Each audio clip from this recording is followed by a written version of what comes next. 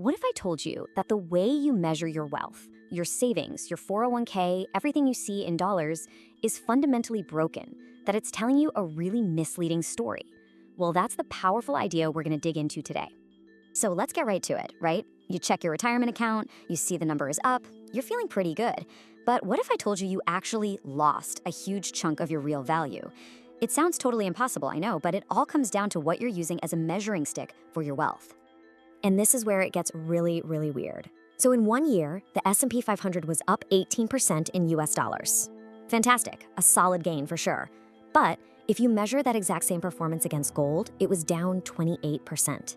That's a massive 46-point difference. How can both of those things be true at the same time? Well, it's because our measuring stick is broken. And that brings us to this core concept, the broken measuring stick. See, the dollar isn't a fixed unit like a foot or a meter. It's actually shrinking. So when your assets go up in dollar terms, it might just be that the dollar itself has gone down in value, not that your house or your stocks are actually worth more. So what's breaking our measuring stick? Well, it's this huge systemic issue that our source material calls the debt death spiral. Let's pull back the curtain and see what's happening at the government level, because it affects every single one of us. To really get a handle on the scale of this, just look at this number, $6 billion. That is how much debt the US government adds every single day. Last year, the US added $1 trillion in debt in just 71 days. Just let that sink in for a second.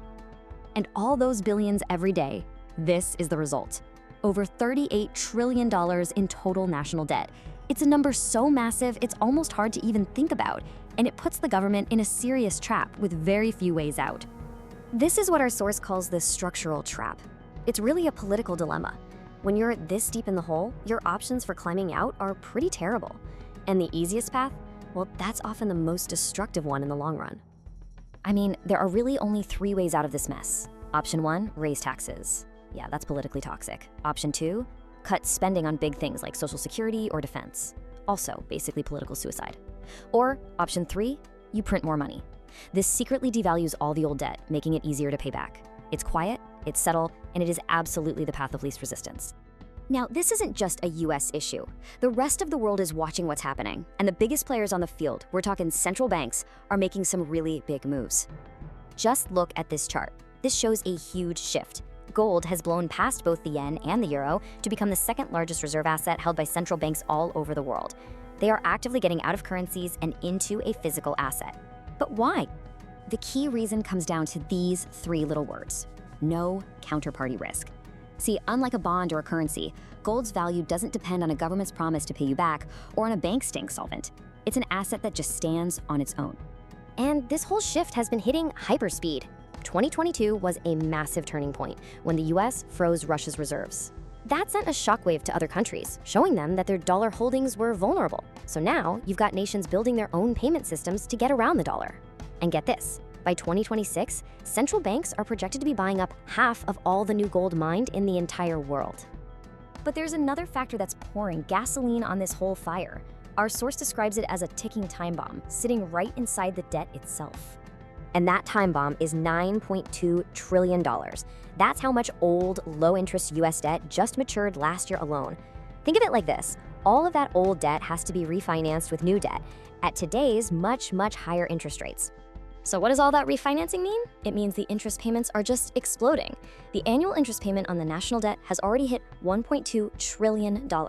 That is more than the entire US defense budget.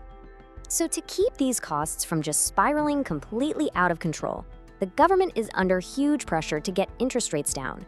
And how do you force rates down? You print more money, which of course devalues the currency and causes even more inflation. It's a nasty, vicious cycle. So, with a currency that's losing value and a government stuck in this trap, what on earth is the solution? Well, our source material gets into a potential hedge against this whole crisis. The specific recommendation comes from famed investor Ray Dalio, and his advice is to allocate 5 to 15% of your portfolio to gold, basically as an insurance policy against this currency debasement. Now, the obvious question comes up, right? What about Bitcoin? Well, our source notes that while Bitcoin is a relatively new 15-year-old asset that is traceable and can be regulated, gold, well, it's been treated as money for over 5,000 years. And for anyone looking to actually follow this advice, the source lays out 2 really practical paths. You can either buy physical gold, we're talking coins or bars, or you can invest in what are called physically backed exchange-traded funds, or ETFs. The final piece of advice from this analysis is pretty simple. Follow the money, not the politics. The actions of these huge institutions and central banks, the ones that are actually buying tons of physical gold, that's a much clearer signal than any political speech you're ever going to hear. And that brings us to the final, lingering question that this whole thing leaves us with. The argument is that the people who run the system, the insiders, they see it breaking and they're positioning themselves for what's next. So the only real question left is, are you?